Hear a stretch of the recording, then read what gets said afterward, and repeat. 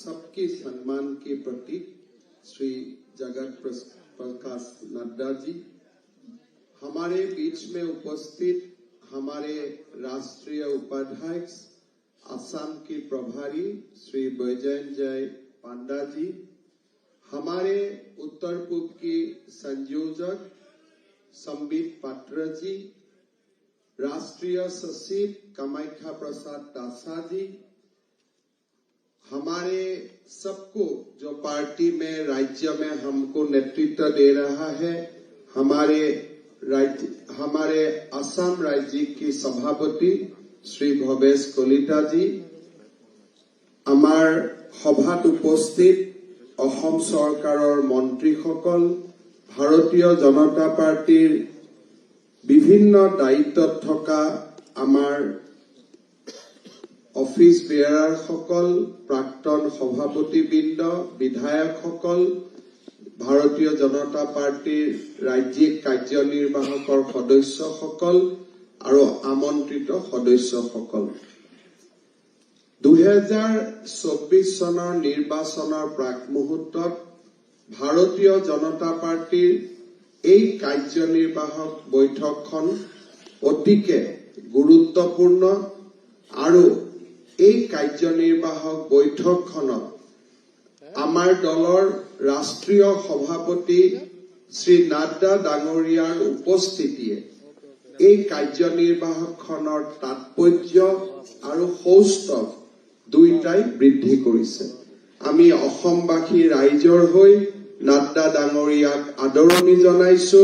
ভাৰতীয় জনতা পাৰ্টিৰ সমূহ কাৰ্যকৰ্তাৰ হৈ আমি নাড্ডা ডাঙৰীয়াক पवित्र असम भूमिলৈ स्वागतम जनाइছো।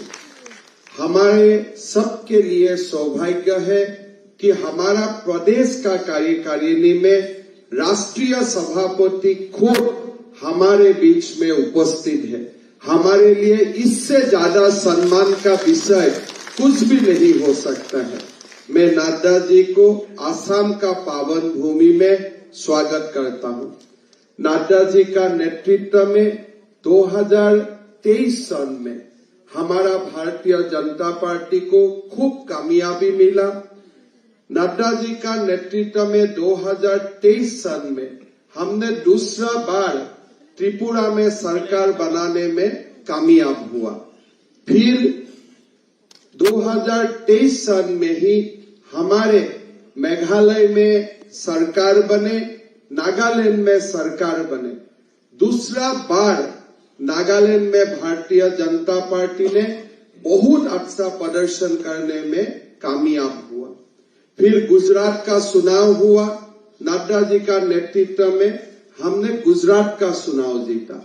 फिर हमारा चुनाव हुआ, हमारे राजस्थान में चुनाव हुआ, मध्य प्रदेश में चुनाव हुआ, छत्तीसगढ़ में चुनाव हुआ। हम तीनों स्टेट जीतने में कामयाब रहा। नड्डा जी का कुशल सांगठनिक नेतृत्व और प्रधानमंत्री मोदी जी का विशाल नेतृत्व में भारत ने दोबारा आस्था प्रकाश किया और ये विधानसभा चुनाव का जो हमारे जीत हुआ, ये जीत से ये एक प्रकार से कंफर्म हो गया है कि मोदी जी का नेतृत्व में हम लोग तीसरा बार सरकार गठन करेगा। मोदी जी तीसरा बार हमारे देश के प्रधानमंत्री बनेगा। मैं नड्डा जी को आपका कुशल सांगठनिक नेतृत्व के लिए मैं आपको बहुत बहुत धन्यवाद देता हूँ, सम्मान देता हूँ और असम का हर कार्यकर्ता का ओर से आपको अभिनंदन भी करता हूँ। আজি आमार सकलो उपस्थित सदस्य, आमार ज्येष्ठजन, कनिष्ठजन, सतीर्थजन, आमी सकलोए जानो जे आरो मात्र केइटामान माह पिछते आमार राष्ट्रय लोकसभा निर्वाचनत अवतीर्ण हब। भारतीय जनता पार्टीर आमार एक नेतृत्व आछे, आमार एक आदर्श आछे और आमार एक लक्ष्य आछे। प्रधानमंत्री नरेंद्र मोदी डांगरियार नेतृत्व एतिया केवल मात्र भारतते सीमाबद्ध হৈ থকা নাই। প্ৰধানমন্ত্ৰী নৰেন্দ্ৰ মোদী ডাঙৰীয়া আজিৰ দিনটো পৃথিৱীৰ ভিতৰতে আটাইতকৈ জনপ্ৰিয় ৰাজনৈতিক নেতা, আটাইতকৈ সমাদৃত ৰাজনৈতিক নেতা। তেখেতৰ সবল নেতৃত্বই আমাক আকৌ এবাৰ নিশ্চিত বিজয় দিব, তাত মোৰ কোনো সন্দেহ নাই। ভাৰতীয় জনতা পাৰ্টিৰ এইবাৰ লক্ষ্যই হ'ল আগলা বাৰ 400 পাৰ, 400 সিটো আমি অতিক্ৰম কৰি নৰেন্দ্ৰ মোদী ডাঙৰীয়াক ভাৰতৰ প্ৰধানমন্ত্ৰী আমি আকৌ এবাৰ নিৰ্বাচিত কৰিব লাগিব। অসম উত্তৰ পূৰ্বাঞ্চলৰ এখন ৰাজ্য, আৰু যদি আমি গোটেই উত্তৰ পূৰ্বৰ প্ৰেক্ষাপটত চাওঁ, প্ৰায় 25খন আসন লোকসভাৰ নিৰ্বাচনত উত্তৰ পূবে অৰিহণা যোগায়। অসমৰ 14খন আসন লোকসভা নিৰ্বাচনৰ বাবে নিৰ্বাচন হয়। যোৱা বিধানসভা আৰু লোকসভা নিৰ্বাচনত, বিশেষকৈ লোকসভা নিৰ্বাচনত আমি 9খন আসনত বিজয়ী হবলৈ সক্ষম হৈছিলো। এইবাৰ আমাৰ লক্ষ্য, আমি চেষ্টা কৰিব লাগিব যে 14খন আসনৰ ভিতৰত আমি যিমান পাৰো বেছিকৈ আসন বিজয়ী হৈ আমি প্ৰধানমন্ত্ৰী নৰেন্দ্ৰ মোদী ডাঙৰীয়াৰ বিজয় যাত্ৰাত অসমবাসীয়ে অৰিহণা যোগাব লাগিব, অৱদান যোগাব লাগিব। ভাৰতীয় জনতা পাৰ্টিৰ কাৰ্যকৰ্তাসকলে তৃণমূল পৰ্যায়ৰ পৰাই আমি সংগঠন শক্তিশালী কৰিব লাগিব, আৰু পুলিং বুথত শেষ বেলটটো কাষ্ট নোহোৱালৈকে আমি আমাৰ দায়িত্ব পালন কৰিব লাগিব। মই নিশ্চিতভাৱে ক'ব পাৰো যে যোৱা 6টা মাহত আমি যি ধৰণে কাম কৰিছো, বিটিআৰ হওক, কাজিৰঙা হওক, দৰং ওদালগুৰি হওক, বৰপেটা হওক, আমি যি ধৰণে প্ৰত্যেক সমষ্টিৰ প্ৰত্যেক বুথলৈ আমি গৈ আমাৰ সাংগঠনিক শক্তি বৃদ্ধি কৰিছো, মই নিশ্চিত যে ভাৰতীয় জনতা পাৰ্টিৰ বিজয় ৰথ অসমত অব্যাহত থাকিব আৰু উজ্জ্বলৰ পৰা উজ্জ্বলতলৈ গতি কৰিব। আজি সমষ্টি পুনৰ নিৰ্ধাৰণৰ পিছত আমি প্ৰথমবাৰ ইয়াত সমবেত হৈছো। প্ৰধানমন্ত্ৰী নৰেন্দ্ৰ মোদী ডাঙৰীয়াৰ আশীৰ্বাদত আৰু গৃহমন্ত্ৰী অমিত শ্বাহ ডাঙৰীয়াৰ মাৰ্গদৰ্শনত নিৰ্বাচনী আয়োগৰ প্ৰচেষ্টাত অসমত সমষ্টিসমূহৰ পুনৰ নিৰ্ধাৰণৰ কাম সমাপ্ত হ'ল। আমি যেতিয়া ৰাজ্যৰ শাসনলৈ আহিছিলো, তেতিয়া আমি অসমীয়া জাতিক, অসমৰ সমাজ ব্যৱস্থাক আমি প্ৰতিশ্ৰুতি দিছিলো যে আমি অসমৰ ৰাইজৰ ৰাজনৈতিক স্বাধীনতা আৰু আমাৰ যি ৰাজনৈতিক অধিকাৰ তাক আমি সুনিশ্চিত কৰিম। যোৱা নিৰ্বাচনত আমি ৰাইজক প্ৰতিশ্ৰুতি দিছিলো যে ভাৰতীয় জনতা পাৰ্টি যদি শাসনলৈ উভতি আহে, তেতিয়াহ'লে আমি অসমবাসীৰ অধিকাৰ আমি সুনিশ্চিত কৰিম। প্ৰধানমন্ত্ৰী মোদী ডাঙৰীয়াৰ নেতৃত্বত আজি অসমত যি ডিলিমিটেশ্যনৰ প্ৰক্ৰিয়া সমাপ্ত হ'ল, সেই প্ৰক্ৰিয়াই 106টালৈকে চিট আমাৰ খিলঞ্জীয়া, বৰাকৰ খিলঞ্জীয়াই হওক, ब्रह्मपुत्र खिलंजियाए हक तार बाबे सुरक्षित करिले। मैं नड्डा जी को बताना चाहता हूं कि प्रधानमंत्री मोदी जी का नेतृत्व में 2023 सन में जो सरकार ने, चुनाव आयोग ने जो डिलिमिटेशन का काम किया असम में, उनका परिणाम स्वरूप आज असम का 106 कॉन्स्टिट्यूएंसी हमारे इंडिजिनस लोगों के लिए सुनिश्चित हो चुका है। और ये जो भारतीय जनता पार्टी सरकार को का जो अवदान है, इसको हमारा जाति, हमारा प्रदेश हमेशा हमेशा विथ लॉट ऑफ ग्रेटफुल हमेशा इसको स्वीकृति देगा, ये मैं विश्वास करता हूँ। थोड़ी दिन पहले अल्फा का शांति समझौता हुआ, उस समझौता में भी दो ऐसा क्लॉज का उल्लेख किया गया कि जो अभी डिलिमिटेशन हुआ, उनका ही प्रिंसिपल आगे भी चलते रहेगा और एक कॉन्स्टिट्यूएंसी से एक कॉन्स्टिट्यूएंसी में जाकर वोटर बनने का पहले कोई सारा व्यवस्था को पूरा करना पड़ेगा। ये दोनों क्लॉज के लिए हमारा असम का भविष्य कम से कम 50 साल के लिए सुरक्षित हो चुका है। मैं प्रधानमंत्री मोदी जी और गृह मंत्री अमित शाह जी को असम वासियों का ओर से धन्यवाद देता हूं। আজি আমাৰ অসম ভাৰতৰ এখন অগ্ৰগামী ৰাজ্য। প্ৰতি বছৰে আমাৰ অসমৰ আৰ্থিক সচ্ছলতাই হওক বা অসমৰ সাংস্কৃতিক পৰিচয়ে হওক আজি আমি বিশ্বৰ বৰসভালৈ লৈ যাবলৈ সক্ষম হৈছো। আজি লাচিত বৰফুকনৰ সৌৰভ সমগ্ৰ ভাৰততে বিয়পি পৰিছে। চৰাইদেউৰ মৈদাম ইউনেস্কোৰ ৱৰ্ল্ড হেৰিটেজ হোৱাৰ পথত আগবাঢ়িছে। আমাৰ বাপতি সাহোন বিহু আজি সমগ্ৰ ভাৰতবৰ্ষতে সমাদৃত হৈছে। এইবাৰ আমি আশা কৰিছো যে অহা বিধানসভাৰ যি আগন্তুক অধিৱেশন সেই অধিৱেশনত আমি বৰপেটা মাজুলী আৰু বটদ্ৰৱা প্ৰটেক্টেড বেল্ট আৰু ব্লকলৈ ৰূপান্তৰ কৰি অসমীয়া জাতিৰ যি আমাৰ সন্মানৰ প্ৰতীক সেই সন্মানৰ প্ৰতীকসমূহক আমি সুৰক্ষা কৱচ পিন্ধাবলৈ আমি সক্ষম হ'ম। আজি আমাৰ ৰাজ্যখনে প্ৰতিটো দিশতে আজি আমি নিৰন্তৰ গতিত আগবাঢ়িব পাৰিছো। 25খন মেডিকেল কলেজৰ সপোনেই হওক, এইমছৰ সপোনেই হওক, ব্ৰহ্মপুত্ৰৰ দুই পাৰে এখন নহয়, দুখন নহয়, তিনিখন নহয়, 4খন দলঙৰ সপোনেই হওক, মাজুলীক যোৰহাটৰ পৰাই হওক, লখিমপুৰৰ পৰাই হওক সংযোজিত কৰাই হওক, আজি অসমে প্ৰতিটো ক্ষেত্ৰতে এক তীব্ৰ অৰ্থনৈতিক গতিৰে ধাৱমান হৈছে। चुनाव का समय में हमारा राष्ट्रीय अध्यक्ष नड्डा जी जब आए थे, उन्होंने घोषणा पत्र का जब उन्मोचन किया था, वो समय हमने 3 प्रमुख वादा किया था असम वासियों का। असम वासियों के लिए हमने वादा किया था अगर हमारा सरकार होते हैं तो हम 1 लाख सरकारी नौकरी देने का व्यवस्था करूंगा।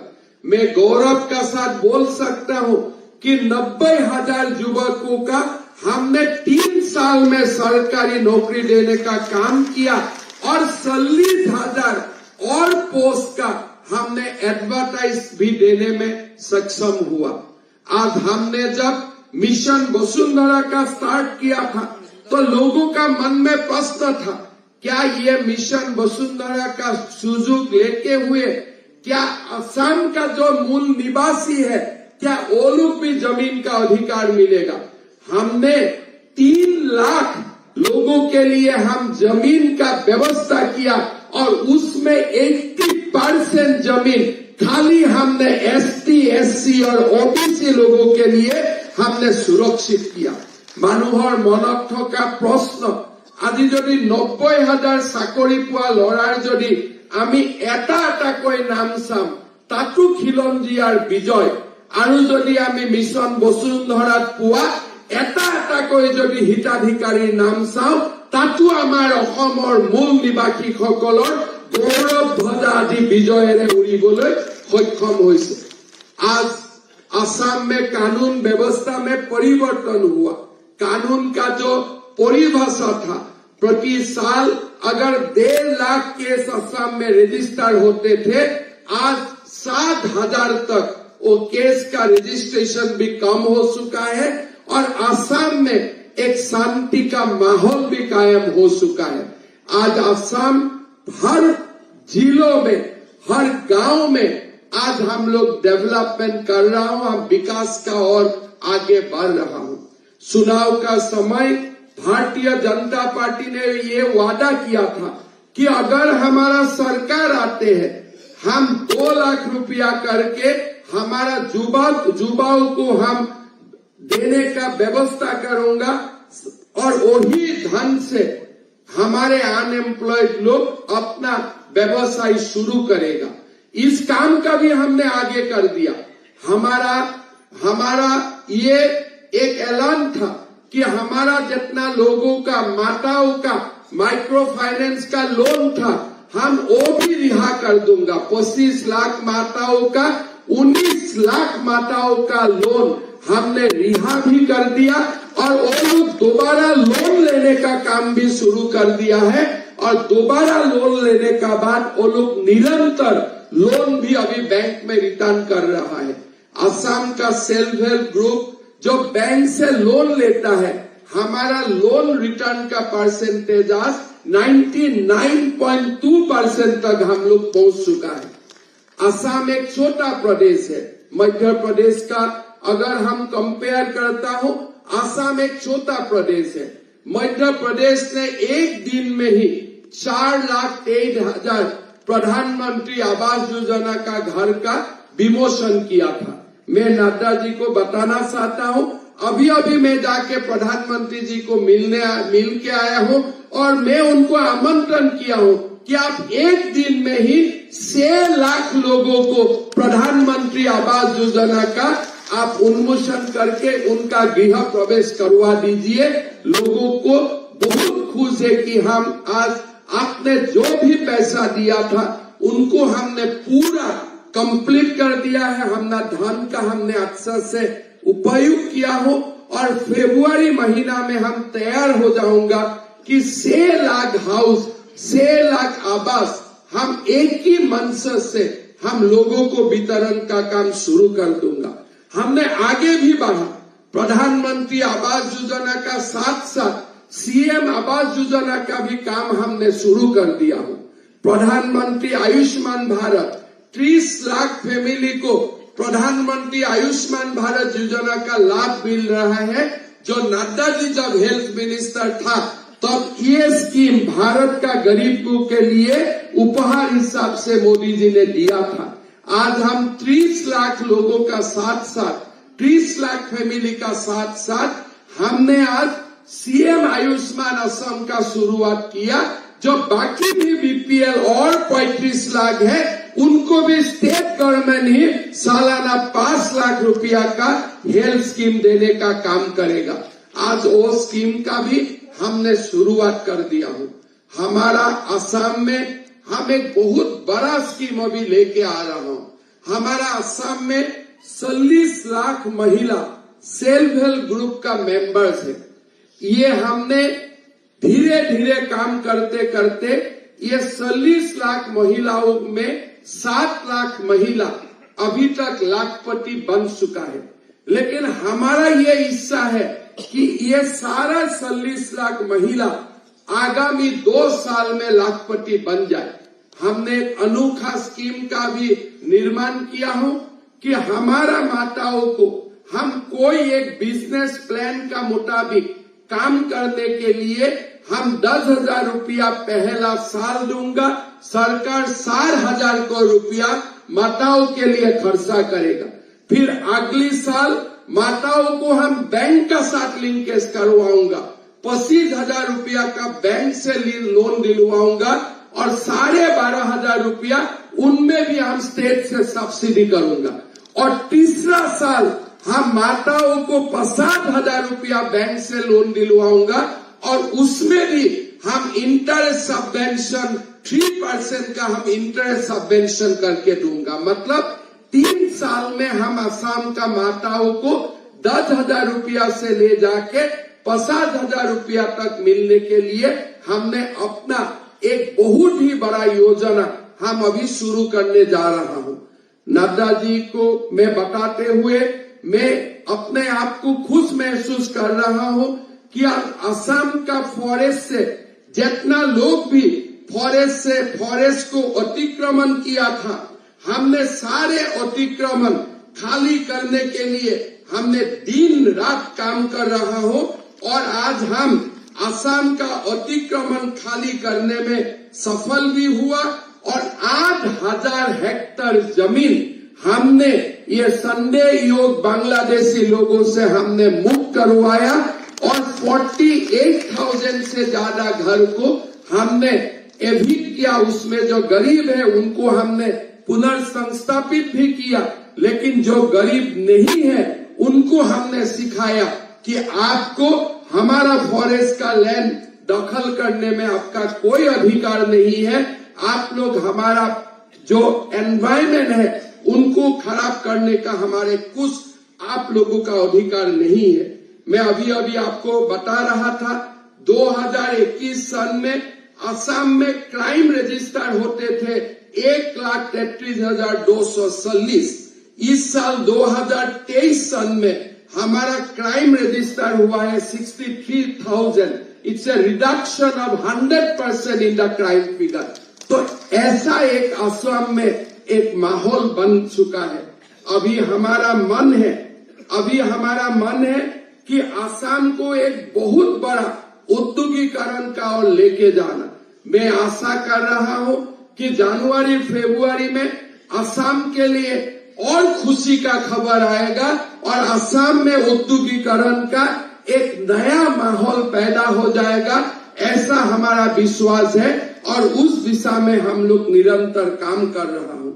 मैं আমার সমূহ ভাৰতীয় জনতা পাৰ্টিৰ কাৰ্যকৰ্তাসকলক অনুৰোধ কৰিব খোজো, অসমক আমি ভাৰতবৰ্ষৰ সৰ্বশ্ৰেষ্ঠ ৰাজ্যসমূহৰ মাজলৈ লৈ যাব লাগিব। আজি লাহে লাহে আমি দেখা পাইছো যে প্ৰত্যেকটো পৰ্যায়তে আজি ৰাষ্ট্ৰীয় প্ৰেক্ষাপটত আজি আমি উজ্বলি উঠিবলৈ সক্ষম হৈছো। এই বছৰত অসমৰ জিডিপি 6.5 লাখ কোটি টকাত ভৰি দিব। মই বিশ্বাস কৰো 2026 চনলৈ অসমৰ জিডিপি 10 লাখ কোটি টকাত গৈ ভৰি দিব। যি ধৰণে আজি ভাৰত বিশ্বৰ পঞ্চম অৰ্থনীতি হবলৈ গৈ আছে, ঠিক সেই ধৰণে আজি আমিও দ্ৰুত গতিত আগুৱাই যাবলৈ প্ৰচেষ্টা কৰিছো। মই বিশ্বাস কৰো যে আমাৰ যি নিৰন্তৰ প্ৰচেষ্টা, সেই নিৰন্তৰ প্ৰচেষ্টাই আমাক ভাৰতৰ এখন সৰ্ববৃহৎ ৰাজ্যলৈ ৰূপান্তৰ কৰিব, তাত মোৰ কোনো সন্দেহ নাই। মই যেতিয়া এই বিধানসভাৰ নিৰ্বাচনৰ সময়ত ভাৰতৰ বিভিন্ন ৰাজ্যত গৈছিলো, যেতিয়া মই মোৰ ভাষণত কৈছিলো যে আমি 1 লাখ লোকক প্ৰথম 2 বছৰত চাকৰি দিছো, মোক কোনেও বিশ্বাস নকৰে। মই গুগলত প্ৰেছ কনফাৰেন্সত গুগলত সাৰ্চ কৰি যেতিয়া তাৰ লোকেল ৰিপৰ্টাৰক মই দেখুৱাই দিছো, অমিত শ্বাহজীৰ ফটো দেখুৱাই দিছো, এপইণ্টমেণ্ট লোৱা মিটিঙৰ ফটো, তেতিয়া তেওঁলোকে কষ্টৰে সৈতে বিশ্বাস কৰিছে যে অসমেও এনেকুৱা এখন ৰাজ্য হ'ব পাৰে আৰু অসমে আমাৰ এই ধৰণৰ দিক নিৰ্ণায়ক কাম কৰিব পাৰে। মই বিশ্বাস কৰো উত্তৰ পূৰ্বত প্ৰথম সূৰুজৰ কিৰণ পৰে, অৰুণোদয় আৰম্ভ হয় উত্তৰ পূবেৰে, আৰু এই উত্তৰ পূব আৰু অসমক আমি ভাৰতৰ অৰুণোদয় কৰিব লাগিব আৰু সেই দৃষ্টিৰে আমি নিৰন্তৰ আগুৱাই যাব লাগিব। আমাৰ সন্মুখত ৰাজনৈতিক প্ৰত্যাহ্বানো আছে আৰু এই ৰাজনৈতিক প্ৰত্যাহ্বানবিলাক আমি সংগঠনৰ দৃঢ় শক্তিৰে আমি মোকাবিলা কৰিব লাগিব। আজি অসমৰ ৰাইজৰ অজস্ৰ মৰম, অজস্ৰ আশীৰ্বাদ ভাৰতীয় জনতা পাৰ্টিৰ ওপৰত আছে। আজি কতো সন্দেহ নাই যে ভাৰতীয় জনতা পাৰ্টিৰ আজি দূৰ দূৰলৈ প্ৰতিদ্বন্দ্বী নাই, কিন্তু তাৰ পিছতো আমাৰ অসমত এনে এচাম লোক আছে, প্ৰতিটো দিনাই প্ৰতিটো মুহূৰ্ততে তেওঁলোকে কিছুমান অপপ্ৰচাৰৰ আশ্ৰয় ল'ব খোজে। আজি বহুত মানুহে অসমক আকৌ এবাৰ আন্দোলনৰ মুখলৈ লৈ যাব খোজে। বহুত মানুহে অসমৰ এই শান্ত সমাহিত এই প্ৰতিচ্ছবিটোৰ পৰিৱৰ্তে অসমক এক অশান্ত জৰ্জৰিত অঞ্চল কৰি ৰাখিব বিচাৰে। আমি বহুত মানুহ অসমত এচাম লোক আছে, কোনেও তাক বিশ্বাস কৰিব নোখোজে যে আমাৰ বড়ো সমাজেও ডিভাইড অসমৰ দাবী এৰি দিব। কোনেও বিশ্বাস কৰিব নোৱাৰে যে আজি বড়ো ভূমিত সভাৰ আহ্বান হয় অ মোৰ আপোনাৰ দেশৰ শুৱলা সংগীতৰে। আজি কোনেও বিশ্বাস কৰিব নোখোজে যে বৰাক উপত্যকাৰ জিলা উপায়ুক্তৰ কাৰ্যালয়ত লাচিত বৰফুকনৰ প্ৰতিমূৰ্তি নিৰ্মাণ হ'ব পাৰে। আজি কোনেও বিশ্বাস কৰিব নোখোজে যে ডিমা হাছা কাৰ্বি আলমৰ দৰে জিলা এক শান্তিৰ দ্বীপলৈ পৰিৱৰ্তন হ'ব পাৰে। আজি কোনেও বিশ্বাস কৰিব নোখোজে যে এইখনেই অসম, যিখন অসমত যোৱা 3টা বছৰে আন্দোলনৰ মুখ নেদেখুৱাকৈ 3টা বছৰ পাৰ কৰিছে। আমাৰ এই শান্ত সমাহিত এই পৰিৱেশ বিনষ্ট কৰিবৰ বাবে নিৰন্তৰ ৰাজনৈতিক ষড়যন্ত্ৰও চলিব। কিন্তু ভাৰতীয় জনতা পাৰ্টিৰ কাৰ্যকৰ্তাসকলৰ সামূহিক শক্তিয়ে মই বিশ্বাস কৰো সেই ৰাজনৈতিক ষড়যন্ত্ৰবোৰ উফৰাই থাকিব আৰু ভাৰতীয় জনতা পাৰ্টিৰ জয়ৰ ধ্বজা আমাৰ অসমত সগৌৰৱে সদায় উত্তোলিত হৈ থাকিব। ভাৰতীয় জনতা পাৰ্টিৰ কাৰ্যকৰ্তাসকলৰ দায়িত্বই হল ৰাষ্ট্ৰ নিৰ্মাণ। ভাৰত আমাৰ মাতৃ, অসম আমাৰ মাতৃ। এই দুয়োগৰাকী মাতৃকে ভাৰত মাতৃ আৰু অসম মাতৃ সকলো ফালৰ পৰা সুৰক্ষিত কৰাৰ আমাৰ দায়িত্ব। মই বিশ্বাস কৰো ভাৰতীয় জনতা পাৰ্টিৰ কাৰ্যকৰ্তাসকলৰ সামূহিক শক্তিয়ে অসমত ভাৰতীয়তা আৰু আমাৰ অসমত আমাৰ যি অসমীয়াৰ দৰ্শন, আমাৰ যি অসমীয়াৰ শক্তি, তাক সদায় মহাবাহু ব্ৰহ্মপুত্ৰৰ দৰে শক্তিশালী কৰি ৰাখিব। বৰাক ব্ৰহ্মপুত্ৰৰ মাজত মিলনৰ সাঁকো সদায় নিৰ্মাণ হৈ থাকিব। জনজাতীয়, অনুসূচিত জাতি, আমাৰ অন্যান্য পিছপৰা জাতি, জাতি উপজাতি সকলোকে লৈ মহাপুৰুষ শ্ৰীমন্ত শংকৰদেৱ, স্বৰ্গদেউ চাওলুং চুকাফাৰ সেই বিশাল অসমখন, বৰ অসমখন আমি ইয়াতে নিৰ্মাণ কৰিম। বৰ অসমখনক আমি প্ৰতিপালন কৰিম আৰু বৰ অসমখনক ভাৰতবৰ্ষৰ ভিতৰতে এখন সৰ্বশ্ৰেষ্ঠ ৰাজ্যলৈ আমি ৰূপান্তৰ কৰিম। শ্ৰদ্ধাৰ কাৰ্যকৰ্তাসকল, ভাৰতীয় জনতা পাৰ্টিৰ বাবে 2024 চনতকৈ আটাইতকৈ স্মৰণীয় বৰ্ষ একোৱেই থাকিব নোৱাৰে। আমাৰ অগ্ৰজসকলে অযোধ্যাত ৰাম মন্দিৰ নিৰ্মাণৰ বাবে আন্দোলন কৰিছিল।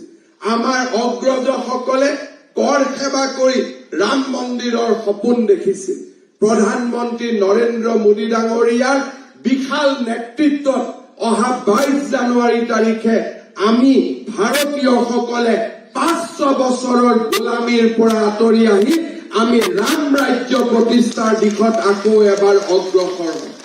22 জানুৱাৰী দিনটো 500 বছৰৰ গোলামীৰ শৃংখল ভাঙি স্বাধীনতাৰ এক অনন্য সোৱাদ আমাক আনি দিব।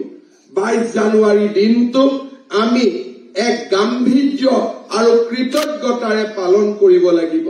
অসমীয়া জাতি, ভাৰতৰ সনাতন সভ্যতা আৰু ভাৰতীয় সংস্কৃতি সদায় প্ৰধানমন্ত্ৰী নৰেন্দ্ৰ মোদী ডাঙৰীয়াৰ প্ৰতি কৃতজ্ঞ হৈ থাকিব।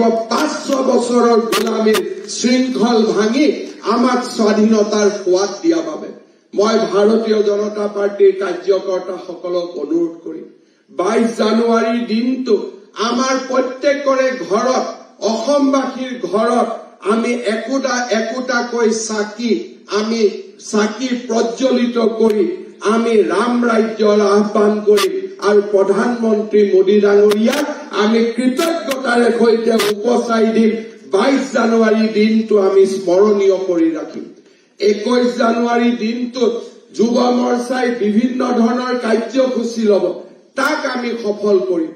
আৰু 17, 18, 19, 20 এই 4টা দিনে অসমৰ প্ৰতিটো ধাৰ্মিক স্থলীত যি ধৰ্মৰে নহওক প্ৰত্যেকটো ধৰ্মৰ উপাসনা স্থলীত আমি স্বচ্ছ ভাৰত পালন কৰিম। আমি সকলোৱে 16, 17, 18, 19 আমি এই 4টা দিন আমি যি ধৰ্মৰে নহওক কিয় প্ৰতিটো ধৰ্মৰ উপাসনা স্থলীত আমি এই ৰাম ৰাজ্যৰ আহ্বান জনাই আমি স্বচ্ছ ভাৰতৰ কাৰ্যসূচী ৰূপায়ণ কৰিম। 20 তাৰিখে আমি সমগ্ৰ ৰাজ্যৰ নামঘৰত আকৌ এবাৰ ভাদ মাহৰ নাম পালন কৰিম। আমি যেনেকে ভাদ মাহত আমি নাম পালন কৰো, 20 তাৰিখে আমি নাম পালন কৰিম। 21 তাৰিখে আমি যুৱ মৰ্চাৰ কাৰ্যসূচীত অংশগ্ৰহণ কৰিম আৰু 20 তাৰিখে আমি একোটাকৈ আমাৰ ঘৰত প্ৰদীপ জ্বলাই আমি ৰাম ৰাজ্যৰ আহ্বান জনাম, প্ৰধানমন্ত্ৰী মোদী ডাঙৰীয়াক ধন্যবাদ জনাম। মই ভাবো আমি ভাৰতীয় জনতা পাৰ্টিৰ অগ্ৰজসকলক সেইদিনাখন আমি আকৌ এবাৰ ৰোমন্থন কৰিম যে তেওঁলোকৰ সপোন এই প্ৰজন্মৰ দিনত পূৰণ হল। প্ৰধানমন্ত্ৰী নৰেন্দ্ৰ মোদী ডাঙৰীয়াৰ বিশ্ববিজয়ী নেতৃত্বত এই সপোন পূৰণ হল। আজি আমি গৃহমন্ত্ৰী অমিত শ্বাহ ডাঙৰীয়াকো কৃতজ্ঞতাৰে সুঁৱৰিছো ৩৭০ ধাৰা বিলুপ্তিৰ আমাৰ সপোন বাস্তৱত ৰূপায়ণ কৰাৰ বাবে। এতিয়া আমি সেই দিনটোলৈ অপেক্ষা কৰিম যিটো দিনত উত্তৰাখণ্ড আৰু গুজৰাটৰ পিছত অসম এখন এনেকুৱা ৰাজ্য হ'ব য'ত আমি ইউনিফৰ্ম চিভিল কোড আমি অসমত প্ৰৱৰ্তন কৰিম। সেই দিনটোৰ বাবেও আমি আগ্ৰহেৰে বাট চাম। আমি এক প্ৰকাৰ ক'ব গ'লে ভগৱানৰ আশীৰ্বাদ পুষ্ট প্ৰজন্ম। আমি যিসকলে আজি ভাৰতীয় জনতা পাৰ্টি কৰিছো তেওঁলোকে আমি প্ৰধানমন্ত্ৰী নৰেন্দ্ৰ মোদী ডাঙৰীয়াৰ নেতৃত্বৰ বাবে আমাৰ অগ্ৰজসকলে ভাবিব নোৱাৰা সপোনবোৰ আমি পূৰণ কৰিব পাৰিছো। এই কৃতজ্ঞ প্ৰজন্মই আমি অগ্ৰজ প্ৰজন্মৰ প্ৰতি আমি শ্ৰদ্ধা নিবেদন কৰি ভৱিষ্যত প্ৰজন্মক এখন শক্তিশালী ভাৰত, এখন শক্তিশালী অসমৰ বাবে আমি সাজু কৰিব লাগিব। প্ৰতিটো পল, প্ৰতিটো মুহূৰ্ত, প্ৰতিটো পল আমি জাতিৰ বাবে নিজক নিয়োজিত কৰিব লাগিব। সময় জিৰণিৰ নহয়, সময় অসমক নিৰ্মাণ কৰা, সময় ৰাষ্ট্ৰক নিৰ্মাণ কৰা, ৰাষ্ট্ৰক বিশ্বগুৰুৰ পদলৈ লৈ যোৱা। আকৌ এবাৰ আপোনালোকক ধন্যবাদ জনাইছো, অভিনন্দন জনাইছো। मैं हमारे राष्ट्रीय सभापति नड्डा जी को हमारा कार्यकारिणी में आके हम सबको ऐसा सम्मानित किया जो हम सोच भी नहीं सकते थे।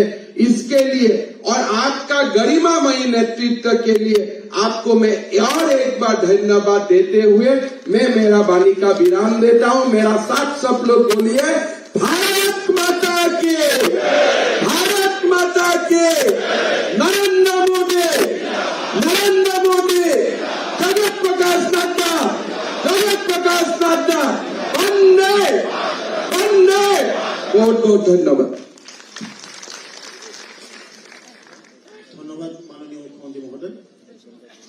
अभी हम निवेदन करूं हमारा पार्टी के राष्ट्रीय अध्यक्ष परम आदरणीय जगत प्रकाश नड्डा जी को कि भाई आप हम सभी को मार्गदर्शन कीजिए।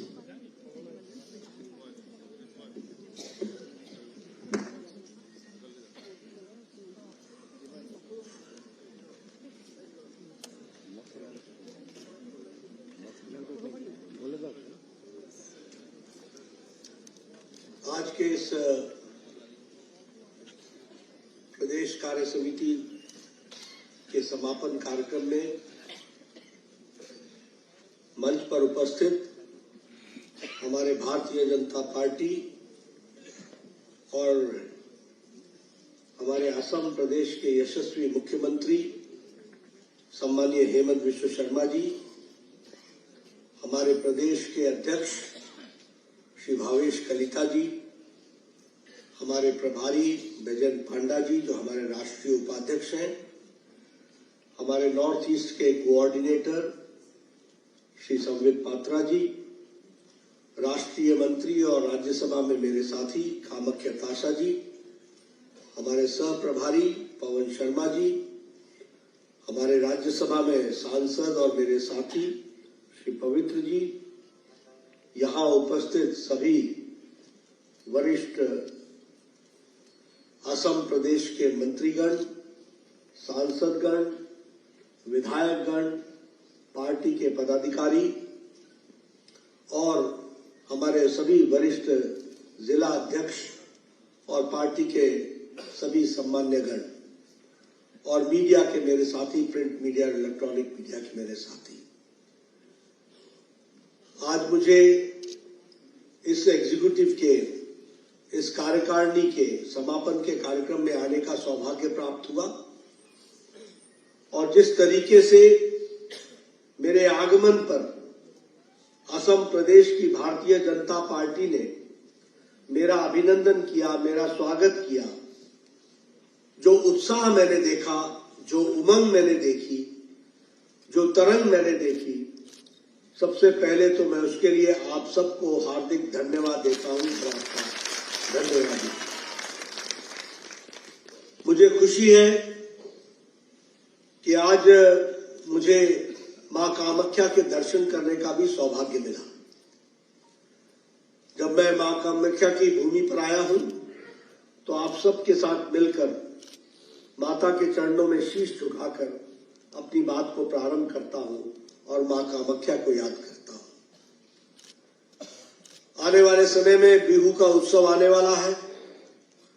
माघ बिहू के लिए आप तैयारी कर रहे हैं और मैं रास्ते में देख रहा था कि तरह तरह से माघ बिहू की तैयारी हो रही है।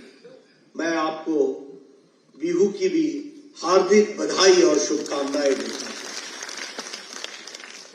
ये भूमि धर्म की भूमि है, कर्म की भूमि है, राष्ट्रीयता की भूमि है, कला की भूमि है, संस्कारों की भूमि है।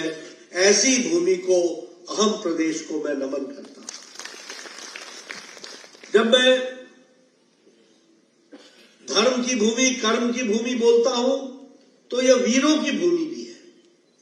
और जब मैं वीरों की भूमि बोलता हूं तो लाचित हमारे बोफू खान जी को भूलना शायद असंभव होगा, क्योंकि जिस तरीके से लाचित बोरफू खान जी ने मुगलों के साथ लड़ाई लड़ी थी और जिस तरीके से उन्होंने अहम प्रदेश को बचाने का काम किया था, वो हम सबको सदा सदा इतिहास में याद रहेगा। और जब मैं बात करता हूं तो निश्चित रूप से शंकर देव को, भगवान शंकर देव को, श्रीमन शंकर देव को भूलना यह भी संभव नहीं है, क्योंकि यह शंकर देव की भूमि है। और मैं कला की बात करूं तो भारत रत्न भूपेन हजारिका जी को हम भूल नहीं सकते हैं। ऐसी भूमि का मित्रों, भारतीय जनसंघ और भारतीय जनता पार्टी का अहम प्रदेश से भी विशेष संबंध है। और जब मैं ये कहता हूं तो मैं ये भी कहना चाहता हूं कि गोपीनाथ बोरदोलई जी के लिए उस समय श्यामा प्रसाद मुखर्जी ने मिलकर ये लड़ाई लड़ी थी, जिसके कारण आज जो बंगाल बचा और जो आसाम बचा, वो उन दोनों की इस लड़ाई के कारण बचा। यह भी हमको याद रखना चाहिए। ये सारी बातें मैं इसलिए कह रहा हूं क्योंकि ऐतिहासिक दृष्टि से हम सबको जानना चाहिए कि आज जो हमको यह अहम मिला है, असम मिला है, आज जो हमको बंगाल मिला है, जो उस समय कभी ईस्ट पाकिस्तान में चला जाता, जो आज का बांग्लादेश कहलाता है, यह इसलिए संभव हुआ है क्योंकि गोपीनाथ बोरदोलई जी ने और श्यामा प्रसाद मुखर्जी ने अथक प्रयास करके इस लड़ाई को लड़ा। तब जाकर के हमको आज आजाद भारत में रहने का सौभाग्य प्राप्त हुआ। मित्रों, अभी हमारे यशस्वी मुख्यमंत्री हेमंत बिस्व शर्मा जी ने आपके सामने बहुत सी बातें रखी हैं और उन्होंने बताया कि किस तरीके से देश बदल रहा है, किस तरीके से अहम बदल रहा है, असम बदल रहा है, किस तरीके से हम विकास की नई गाथाएं लिख रहे हैं। यहां मैं एक बात जरूर बोलना चाहता हूं, क्योंकि आप प्रदेश के कार्यकारिणी के सदस्य हैं। आपके जहन में रहना चाहिए, आपके ध्यान में रहना चाहिए कि हम उस पार्टी से हैं जिन्होंने मोदी जी के नेतृत्व में और उनके कारण भारतीय जनता पार्टी के कार्यशैली ने भारत की राजनीति की संस्कृति, कल्चर को बदल डाला है। इसको भी हमको याद रखना चाहिए। The culture of politics has changed now, and under the dynamic leadership of Prime Minister Modi, the politics, the definition of politics has also changed now. बदल गया है, उसका रूप बदल गया है, सोच बदल गई है। आप बताइए, यहां बैठे लोग जरा याद करा सकते हैं मुझे कि कांग्रेस पार्टी के किसी भी मुख्यमंत्री ने जो वायदा किया, उस वायदा को कभी याद दिलाया? कभी जनता को याद दिलाया? मैनिफेस्टो छापो, वायदे करो, सरकार में आओ, 5 साल मौज करो, फिर सरकार के लिए नए वायदे करो, नए सपने दिखाओ और लोगों को लुभाओ और फिर से सरकार में आओ। यही कल्चर था। बोलिए मैं ठीक बोल रहा हूं कि गलत बोल रहा हूं? कभी आपने स्वर्गीय तरुण गोगोई को सुना कि उन्होंने कभी कहा हो कि जो हमने कहा था वो हमने कर दिया है? आज मोदी जी ने हम लोगों को सिखाया है रिपोर्ट कार्ड पॉलिटिक्स। जो कहा था वो किया है, जो नहीं कहा था वो भी करके दे रहे हैं। ये बात हम लोगों ने कही है। अभी हेमंत बिस्वा शर्मा जी कह रहे थे कि हमने 90,000 लोगों को नौकरी दे दी सरकार ने। अभी वो कह रहे थे कि वसुंधरा योजना के तहत हम लोगों ने जमीन देने का काम किया है और अधिकांश लोगों को हमने जमीन दे दी। अभी वो बता रहे थे कि हमने फॉरेस्ट के इतने कवर को जो इलीगली इनहैबिटेंट थे उनको हटा दिया है। यानी जो हमने विजन डॉक्यूमेंट में कहा वो करके दिया। और उसके साथ साथ एक बात हम लोगों ने हमेशा रखी, वो थी सबका साथ, सबका विश्वास, सबका प्रयास, सबका विकास। सबको साथ लेकर के चलना है। हमारी तरफ से किसी को भी हम ना नहीं कहते हैं। कोई हमसे दूर रहना चाहे भगवान भरोसे, लेकिन हम सबको साथ लेकर के चलते हैं। ये बात हम लोगों ने कही और उसको हमने आगे बढ़ाने का काम किया। मोदी जी के नेतृत्व में सामाजिक परिवर्तन, सोशल ट्रांसफॉर्मेशन, सामाजिक बदलाव और सामाजिक न्याय, यानी हर समाज का सशक्तिकरण, यह भी हम लोगों ने पूरी ताकत के साथ किया है। इसलिए मैं आपसे कहूंगा, आप सब लोग बहुत से इलाके से आते हैं तो आप लोग अपने अपने ढंग से चीजों को रखते होंगे आप, लेकिन लोगों को एक बात बताइए, मोदी जी की सरकार हो चाहे हेमंत बिस्वा शर्मा जी की सरकार हो, हमारी सरकार गांव, विलेज, गरीब, पुअर, गांव, गरीब, वंचित, जो डिप्राइव्ड है, पीड़ित, शोषित, अनुसूचित जाति, अनुसूचित जनजाति, महिला, युवा, किसान, इनके लिए समर्पित सरकार है। ये बात प्रधानमंत्री जी ने कही, इसको हमको समझना है। इनके लिए डेडिकेटेड सरकार है।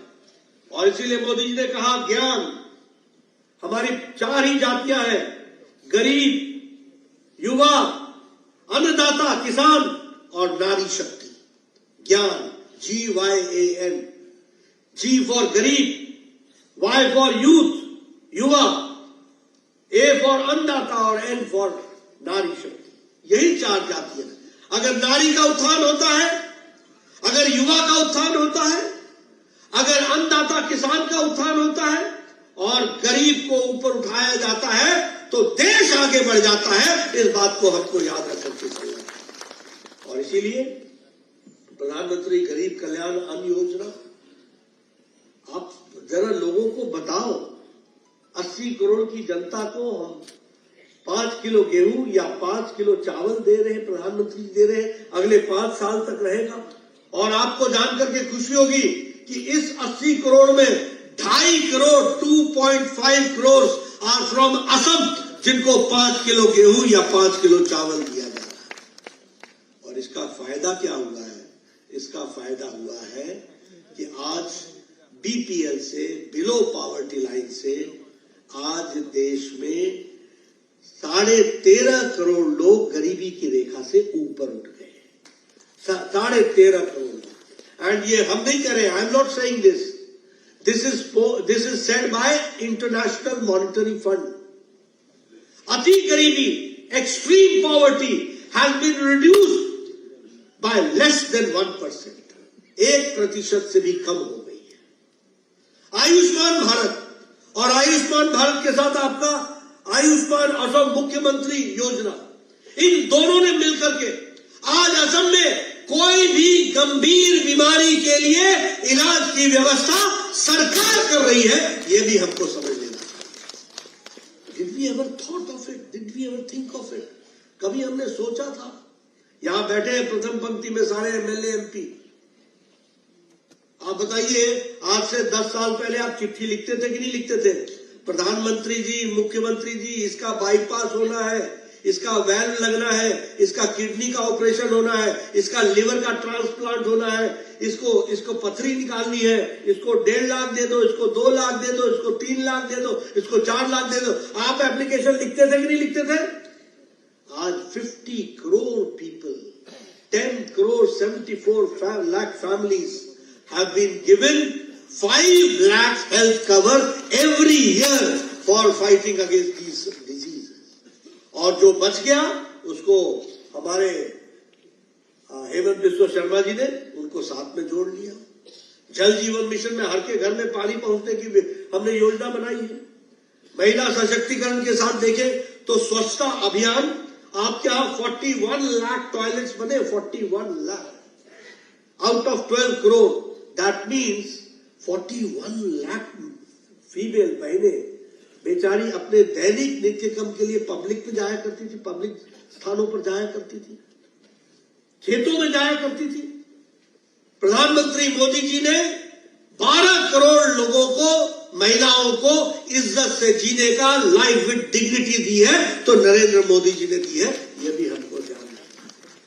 इसलिए मित्रों, अगर हम देखें तो गांव, गरीब, वंचित, पीड़ित, शोषित, दलित, अनुसूचित जाति, महिला, युवा, सबके लिए काम किया है तो प्रधानमंत्री मोदी जी ने किया, और उसको धरती पर उतारा है तो हेमंत बिस्वा शर्मा, उसकी सरकार ने उतारा है। ये भी मैं कहना चाहता हूं। आज बताइए, आप लोगों में से बहुत से आपके रिश्तेदार अमेरिका में होंगे, इंग्लैंड में होंगे, यूरोप में होंगे। पहले क्या कहते थे लोग? Oh you Indians, oh you Indians, ऐसे ही कहते थे ना? यही बात कहते थे ना? मैं ठीक बोल रहा हूं क्या? आपसे सुनना चाहता हूं, ठीक बोल रहा हूं क्या? Oh you Indians. आज क्या बोलते हैं? अच्छा, you are from India, Modi, Modi. ये बदलती तस्वीर है, ये बदलती तस्वीर। जो भी दुनिया का नेता आता था भारत में, यहां आकर हमारी धरती पर इंटरनेशनल टर्मिनोलॉजी थी, एक ही टर्मिनोलॉजी थी, India and Pakistan, India and Pakistan.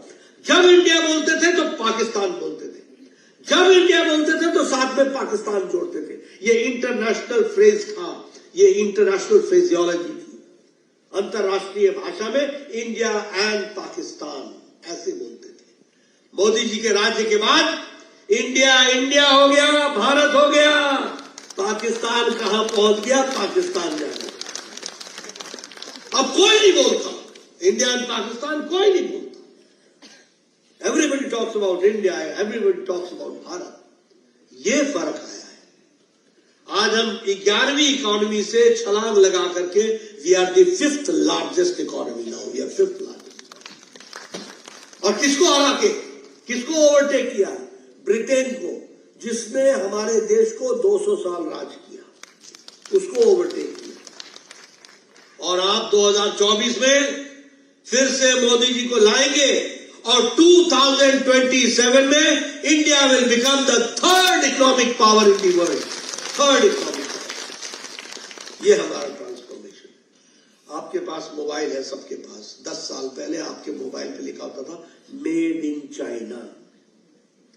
आज 97% mobiles are being manufactured in India.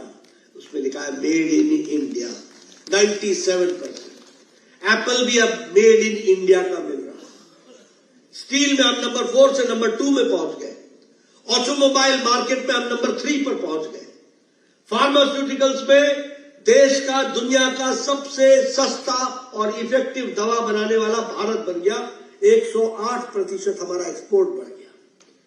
हमारा पेट्रोकेमिकल्स 136% बढ़ गया। और अगर हम इंफ्रास्ट्रक्चर की बात करें तो आप देखेंगे कि सड़कों की जाल इस साल मोदी जी के नेतृत्व में 10 लाख करोड़ रुपए only being spent on infrastructure, roadways, airways, waterways, हर एक तरीके से विकास के लिए एक नए तरीके से जोड़ने का प्रयास कर रहा है। आप बताइए, मोदी जी के आने के बाद नॉर्थ ईस्ट मेन स्ट्रीम में आया है कि नहीं आया है? आया है कि नहीं आया है? सबसे ज्यादा प्रधानमंत्री अगर नॉर्थ ईस्ट आए हैं तो देश में आजादी के बाद नरेंद्र मोदी जी है कि नहीं है? He has come more than half a century. 60 times he has come to Northeast. Northeast का मेन स्ट्रीमिंग हुआ है। और इतना ही नहीं, आप बताइए, United liberation front of Assam के साथ समझौता 2023 में हुआ कि नहीं हुआ? पीस आया कि नहीं आया? डीमा हसाओ पीस पैक्ट हुआ कि नहीं हुआ? उसी तरीके से बोडो अकॉर्ड हुआ कि नहीं हुआ? 5 दशक 50 ईयर्स से ये प्रॉब्लम चल रहा था। 5 दशक में हुआ कि नहीं हुआ? उसी तरीके से ब्रू रियांग का एग्रीमेंट ये हुआ कि नहीं हुआ? कार्बी एंगलोंग का एग्रीमेंट हुआ कि नहीं हुआ? यानी जो जो नॉर्थ ईस्ट के प्रॉब्लम्स थे वो सारे नॉर्थ ईस्ट के प्रॉब्लम्स को रिजॉल्व करने का काम किया तो मोदी जी की सरकार ने किया। यह भी हमको आपके असम का मेघालय से बॉर्डर डिस्प्यूट उसको सॉल्व किया कि नहीं? असम का अरुणाचल प्रदेश से बॉर्डर डिस्प्यूट सॉल्व किया कि नहीं किया? हर एक दृष्टि से। और फाइनेंशियली अगर आप देखिए तो 10% of the Indian budget is being spent in North East for development, that we have to understand. इस तरीके से विकास की हमने ये कहानी। रेलवेज, अब मैं मतलब कौन कौन से ब्रिज की बात करूं, बोली ब्रिज की बात करूं, कौन से ब्रिज की बात करूं, जो जो काम आपके 20-20 साल से लटके हुए थे, कांग्रेस में लटके हुए थे, भटके हुए थे, अटके हुए थे, वो सारे के सारे काम प्रधानमंत्री मोदी जी के नेतृत्व में हुआ है। और इसके साथ साथ पूरी कनेक्टिविटी लाने का काम उसको भी आगे बढ़ाया है। And I am happy to share with you, as his health minister, I got the opportunity of establishing All India Institute of Medical Sciences in Guwahati. Guwahati में All India Institute of Medical Sciences बनाया गया, प्रधानमंत्री मोदी जी ने बनाया। कितनी तकलीफ आई आपको मालूम है, जमीन की तकलीफ आई, बाद में हेमंत जी ने मिलकर के वो मिट्टी डाल करके उस काम को किया। आपके यहां मेरे को मालूम नहीं, लेकिन शायद 7-8 मेडिकल कॉलेज होते थे। उन दिनों मैंने 3 मेडिकल कॉलेज आपको दिए थे। आज मुझे खुशी हो रही है कि 10 मेडिकल कॉलेज बन गए हैं और 15 मेडिकल कॉलेजेस ऑनलाइन है, पाइप में है, जो बन रहे हैं। इस तरीके से काम हो रहा है। नॉर्थ ईस्ट का असम कैंसर केयर सेंटर का सबसे बड़ा सेंटर बन रहा है, सबसे बड़ा सेंटर बन रहा है। और उस समय इस काम को भी आगे बढ़ाने का काम किया गया। आपके यहां अगर हम गांव गरीब की बातचीत करें तो अरुणोदय स्कीम की अगर मैं बात करूं तो मेरा मत है कि आप इन बातों को जमीनी स्तर पर नीचे तक ले जाने की कोशिश कीजिए और ऐसे कार्यक्रमों को जिससे लगभग 27 लाख लोग बेनिफिशियरी हैं उनको इसका लाभ मिल सके, ये हमको करने की जरूरत है। इसलिए मित्रों, friends, I am here only to say that this is a very opportunistic moment for us. ये हमारे लिए बहुत ही खुशी का समय है और ये अवसरों से भरा हुआ समय है, जब प्रधानमंत्री मोदी जी के द्वारा नॉर्थ ईस्ट को मुख्य धारा में ला करके आगे बढ़ाने का काम चल रहा है। और हमारे लिए खुशी की बात है कि पहले सर्बानंद सोनोवाल जी ने काम किया, अब हेमंत बिस्वा शर्मा जी पूरी ताकत के साथ असम को आगे बढ़ा रहे हैं। इसके लिए मैं आपको बधाई देना चाहता हूं। मैं हर बार जब भी आता हूं तो मुझे इनसे पूछना पड़ता है वो सड़क कहां गई, तो ये कहते हैं वो अब 4 लेन में बदल गई। ये वही सड़क है, आप पहचान नहीं पा रहे। मैं हर बार आता हूं, मेरे को पहचानने में मुश्किल आती है। वो भूपेन हजारिका जी का मेमोरियल है, वो पहले पहाड़ जैसा इधर से घूम करके कैसा डुबकी मार के जाना पड़ता। अब मैंने देखा वो बगल से सड़क से connectivity, roads, highways, national highways, bridges, हर एक दृष्टि से कनेक्टिविटी आगे बढ़ाने का काम। पहले तो शिलांग जाने का मतलब होता था ये टूटा, वो टूटा, इधर फंसा, उधर फंसा, होता था कि नहीं होता था? आजकल बोलते फटाफट फटाफट। अच्छा, एयर रूट ठीक नहीं है, बाय रोड चलो। और मैं तो बोलता हूं एयर छोड़ ही दो यार, बाय रोड ही चलते, क्योंकि कनेक्टिविटी सो है। तो ये फर्क आया है। बोलिए, इस फर्क को आगे बढ़ाना है कि नहीं बढ़ाना है? बढ़ाना है कि नहीं बढ़ाना?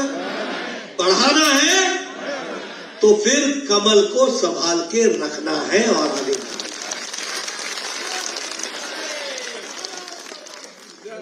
मित्रों, मैं किसी शुभ लक्षण पर, शुभ अवसर पर, अब बिहू आ रहा है, ऐसे समय पर मैं कोई बहुत अपवित्र चर्चा, जिसको बोलते हैं इनऑस्पिशियस चर्चा नहीं करना चाहता, लेकिन क्या करूं, अब हमारे वो कांग्रेस के साथियों ने नॉर्थ ईस्ट को ही चुन लिया। न्याय यात्रा, भारत जोड़ो न्याय यात्रा, मैंने कहा ये तो भारत तोड़ो अन्याय यात्रा है। ये भारत तोड़ो अन्याय यात्रा है। और देखो वो क्या कहते, 70 चूहे खा के बिल्ली चली हज को, है ना मुहावरा है। सारे कर्म करने के बाद अब हज पर चले, अब भगवान याद आए। अन्याय की नींव रखने वाली कांग्रेस पार्टी और भारत को तोड़ने में कोई कसर नहीं छोड़ने वाली कांग्रेस पार्टी आज जोड़ो यात्रा पर चल रही है। मैं पूछना चाहता हूं और आप लोगों से चाहूंगा, जब यात्रा आए तो पूछना, राहुल गांधी से पूछना, मैं बार बार पूछ रहा हूं, मैं पिछली बार भी पूछा था मैंने जोड़ो यात्रा में, मैं आज भी पूछ रहा हूं।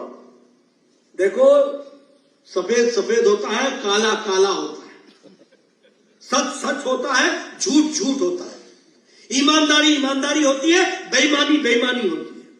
मैं जानना चाहता हूं, जिस दिन जवाहरलाल नेहरू यूनिवर्सिटी में नारे लग रहे थे, अफजल हम शर्मिंदा है, तेरे कातिल जिंदा है, ये अफजल कौन था? ये पार्लियामेंट अटैक का मास्टरमाइंड था। और दूसरे दिन राहुल गांधी, और दूसरा नारा क्या लगा था? भारत होंगे तेरे टुकड़े टुकड़े, इंशाअल्लाह इंशाअल्लाह। और दूसरे दिन राहुल गांधी जवाहरलाल नेहरू यूनिवर्सिटी में जाकर इन विद्यार्थियों के साथ खड़े हो गए और कहा FIR नहीं लॉन्च होनी चाहिए। बोलो, ये भारत जोड़ रही है, तोड़ने वाले थे? कभी इन्होंने माफी मांगी? देश से माफी मांगी? ऐसे लोग भारत जोड़ेंगे? और अफजल हम शर्मिंदा है, तेरे कातिल जिंदा है। कातिल कौन हुआ? सुप्रीम कोर्ट का जज जिसने फांसी की सजा सुनाई। कातिल कौन हुआ? भारत के राष्ट्रपति प्रणब मुखर्जी जी, जिन्होंने माफ नहीं किया, वो कातिल हो गए। ऐसे लोग न्याय यात्रा पर चले, जोड़ो यात्रा पर चले, ये मैं आपके सामने जरूर बताना चाहूंगा, ये भी हम आपको बताना चाहते हैं। अभी ये न्याय की बात करते हैं, आप बताइए, ओबीसी का ये नारा लगाते हैं कि नहीं लगाते हैं? लगाते हैं ना, पिछड़ा वर्ग का नारा लगाते हैं कि नहीं लगाते हैं? इन्होंने कहा कि नहीं कहा सब मोदी चोर हैं? कहा कि नहीं कहा सब मोदी चोर हैं? और ये कहा कि नहीं कहा मैं माफी नहीं मांगूंगा? कहा कि नहीं कहा? कोर्ट के सामने कहा मैं माफी नहीं मांगूंगा। अब ये ओबीसी के समर्थक हो गए, जो ओबीसी को गाली दे, जो ओबीसी को गाली देके माफी नहीं मांगे, और ये ओबीसी की बात करते हैं। जवाहरलाल नेहरू के टाइम पे काका कालेलकर की रिपोर्ट पड़ी रही और उसको जवाहरलाल नेहरू ने 7 साल तक ठंडे बस्ते में डाले रखा, जब तक वो इस दुनिया से सिधार नहीं गए। मिसेस गांधी ने मंडल कमीशन, राजीव गांधी ने मंडल कमीशन, 20-20 साल हाथ नहीं लगाया उसको। और आज जब 90 के बाद मंडल कमीशन लागू हुआ और ओबीसी की बात हुई, ओबीसी को संवैधानिक स्टेटस किसने दिया? ओबीसी को संवैधानिक स्टेटस प्रधानमंत्री मोदी जी ने दिया, ये भी हमको याद है। इसलिए आपने कोई कम अन्याय किया है कि किस तरीके का न्याय आपने किया है, कोई भूल सकता है आपको? राजीव गांधी ने पार्लियामेंट में कहा था, न जात को न पात पर, ये पार्लियामेंट में कहा था। वो आज ओबीसी के हिमायती बन रहे हैं। यानी वोट चाहिए इनको, वोट वोट वोट, किसी भी तरीके से आ जाए, कोई भी नारा लगा दो, कुछ भी कर लो, वोट के खातिर ये किस तरीके से करते हैं वो सब भी हम सबको ध्यान दें। आप बताइए, अनुसूचित जाति की बात करते हैं, अंबेडकर कौन थे? अंबेडकर कौन थे? अंबेडकर को पार्लियामेंट में आने से किसने रोका? जवाहरलाल नेहरू ने रोका। कांग्रेस ने कैंडिडेट उनके खिलाफ खड़ा किया, कैबिनेट से उनको जाना पड़ा, जो भारत के संविधान के निर्माता कहते हैं। जिनको हर समय हम पूछते हैं, जिसकी हम दुहाई देते हैं, उसको पार्लियामेंट में आने से रोकने का काम जवाहरलाल नेहरू ने किया था। आज न्याय यात्रा निकाल रहे हो। इतना अन्याय करने के बाद अनुसूचित जाति के साथ जो तुमने अन्याय किया है, उसको कोई भूल सकता है? आपको जानकर आश्चर्य होगा, और मैं बार बार लोगों को याद दिलाता हूं, आर्टिकल 356 के तहत 90 बार चुनी हुई सरकारों को गिराने का काम किया तो कांग्रेस पार्टी ने किया। चुनी हुई सरकार 90 टाइम्स, 90 बार। जवाहरलाल नेहरू ने 8 बार गिराई सरकार। इंदिरा गांधी ने सारे रिकॉर्ड तोड़ दिए। स्वर्गीय इंदिरा गांधी ने 51 टाइम्स चुनी हुई सरकारों को गिराया, 51 टाइम्स। राजीव गांधी ने 6 बार, मनमोहन सिंह ने 12 बार। ये आज न्याय यात्रा निकाल रहे हैं चुनी हुई सरकारों को। कल को हेमंत बिस्वा शर्मा की सरकार को कोई गिरा दे, या न्याय नहीं है क्या? चुनी हुई सरकार नहीं है क्या? लोगों ने नहीं चुना है क्या? आज न्याय यात्रा निकाल रहे हो। इतना अन्याय करने के बाद यह बात भी हम सबको ध्यान में रखनी चाहिए। और तो और छोड़ो, आप बताओ 1984 में सिखों का राइट हुआ था कि नहीं हुआ था? हुआ था कि नहीं हुआ था? कत्लेआम हुआ था कि नहीं हुआ था? 84 के दंगे हुए थे कि नहीं हुए थे? हजारों सिख मारे गए थे कि नहीं मारे गए थे? उस समय क्या स्टेटमेंट दी थी राजीव गांधी ने?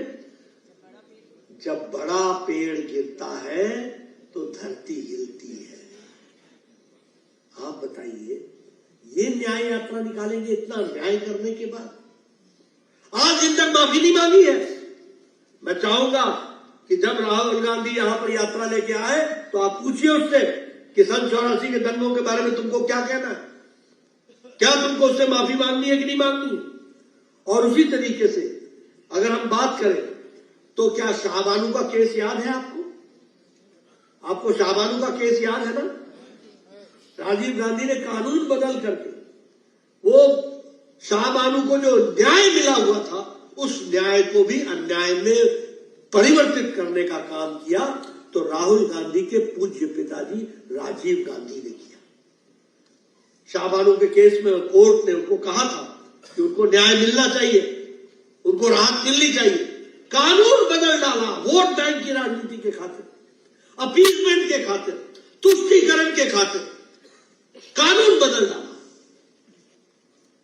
आज न्याय की बात करते हैं शाहबानू के साथ अन्याय करने के बाद। भारत तोड़ो यात्रा की अगर मैं बात करूं तो आप कोई भी किस्सा उठा लीजिए, कभी भी आप उठा लीजिए, आपके ध्यान में आएगा। मैं आपसे पूछना चाहता हूं, कोई बता सकता है कि Congress party of India, Indian national Congress और कम्युनिस्ट पार्टी ऑफ चाइना में क्या समझौता हुआ है? कोई बता सकता है? एक गुप्त समझौता 2 पार्टियों में, और उनकी पार्टी यानी सरकार और हमारी पार्टी यानी एक इंडियन नेशनल कांग्रेस, एक पॉलिटिकल पार्टी, समझौता हो जाता है। तुम भारत जोड़ने चले हो, तुम भारत जोड़ने नहीं चले हो, तुम भारत तोड़ने चले हो। इस बात को हम सब लोग जानते हैं, अच्छी तरीके से जानते हैं। मैं यहां आपको यह भी बताना चाहता हूं कि अगर ये जिस तरीके से इन लोगों ने सारी योजनाएं बना करके ये भारत को जिस तरीके से कमजोर करने, अभी का उदाहरण ले लिया, अब मालदीव्स के 3 मंत्रियों ने प्रधानमंत्री मोदी जी के माध्यम से भारत पर टिप्पणी की कि नहीं की? और मल्लिकार्जुन खड़गे कांग्रेस के नेता कहते हैं मोदी जी को हर चीज पर्सनल नहीं लेनी चाहिए। यानी देखो, राष्ट्र मोदी जी जब भारत के प्रधानमंत्री पर नवाज शरीफ ने यह कहा था कि देहाती औरत की तरह है, तो मोदी जी ने गरज करके कहा था यह हमारे 125 करोड़ देशवासियों का प्रधानमंत्री है, कोई इस तरीके से नहीं कह सकता है देश के साथ खड़े हुए। लेकिन ये आज मालदीव्स के उनके राष्ट्रपति को उसको 3 मंत्री बर्खास्त करने पड़े। लेकिन जो विषय भारत से जुड़ा है, और क्या कहा है उस कमेंट में यह कहा कि मालदीव्स का मुकाबला भारत के लक्षद्वीप नहीं कर सकता टूरिज्म, और इस तरीके की बातों को कहा है। भारत विरोधी वक्तव्य दिए गए और उस पर उसकी स्पष्टीकरण मल्लिकार्जुन खड़गे दे रहे हैं। ये इस तरीके से देश चलता है क्या? मैं तो कहता हूं, कई बार बोलता हूं कि ये तो सरकार चलाने लायक नहीं है। अब तो मैं ये कहता हूं ये ऑपोजिशन भी चलाने लायक नहीं है। सरकार तो खैर क्या चलाएंगे, लेकिन अब ये ऑपोजिशन करने लायक भी नहीं रहे। इनको पता ही नहीं चलता कि मोदी जी की बुराई करते करते करते कब देश की बुराई करने लगते हैं, कब देश को जोड़ लेते हैं। अब ये इंडिया अलायंस है, ये क्या अलायंस है? ये इंडिया अलायंस दो ही बातों का अलायंस है। एक तो काला धन बचाओ और परिवार को बचाओ, दो ही चीजों का अलायंस है। क्या? काला धन बचाओ और परिवार बचाओ। बताइए, मुफ्ती की बेटी महबूबा, फरूक का बेटा अब्दुल्ला, प्रकाश सिंह जी के बेटे सुखबीर, मुलायम सिंह के बेटे अखिलेश, साथ में डिम्पल, चाचा गया जहां गया जाना था। लालू में कौन? तो लालू, राबड़ी, फिर उसके बाद तेजस्वी, तेज प्रताप, मीसा, बाकी छुट्टी। आपके यहां बंगाल में पड़ोस में पीसी, भाईपो, बुआ, भतीजा, बाकी छुट्टी। नीचे आओ, जगन परिवार की पार्टी, हमारे टीडीपी परिवार की पार्टी। स्टालिन की बात करो, करुणानिधि, स्टालिन और उसका बेटा परिवार की पार्टी।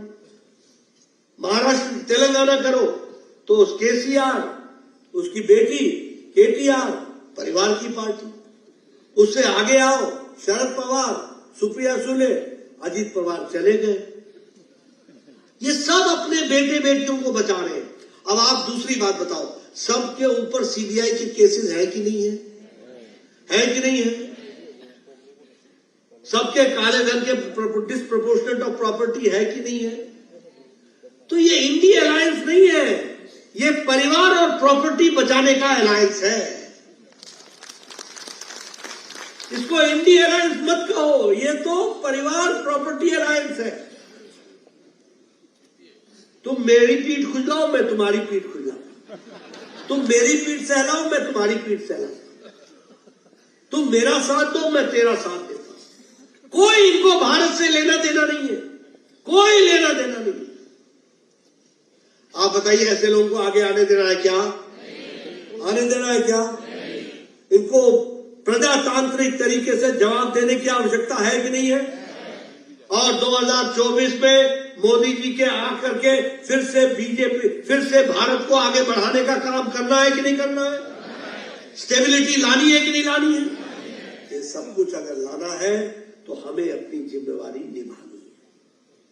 और अब जाओ, चौक चौराहे पर खड़े होकर के बहस करो, चर्चा करो, लोगों से पूछो उनको किस तरीके से इन लोगों ने सरकारें चलाई है, किस तरीके से इन लोगों ने मौज बनाया है, किस तरीके से इन्होंने देश को खतरे में डाल करके अपना शासन चलाया है, किस तरीके से तुष्टीकरण की राजनीति की है।